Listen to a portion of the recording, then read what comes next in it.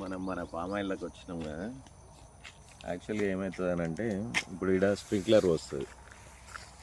Sprinkler పోసినప్పుడు మంచి దీని చుట్టూ ఒక గడ్డి స్ట్రక్చర్ ఏర్పడుతుంది. ఇదంతా మంచి మేకలకి గొర్రెలకి తినడానికి అనువైన గడ్డి అనమాట.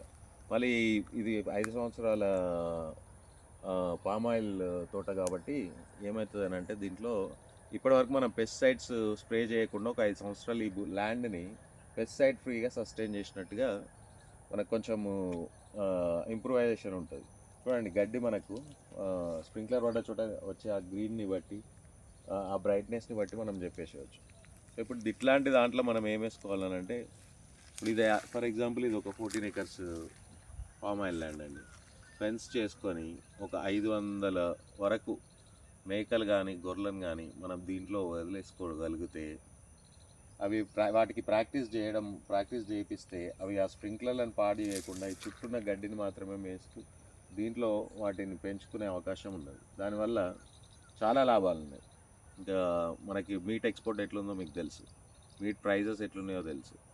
సో అలా చేసుకోవడం చాలా బెటర్ ఆపర్చునిటీ, మంచి ఆపర్చునిటీ. వీలైన వాళ్ళు చేసుకోండి. దానిపైన కొంచెం ఈ లైఫ్ స్టాక్ మిషన్ దాంట్లో ఏమైనా స్కీమ్స్ ఉండుండొచ్చు. ఒక్కసారి వెబ్సైట్కి వెళ్ళి చెక్ చేసుకోండి, తెలుస్తుంది.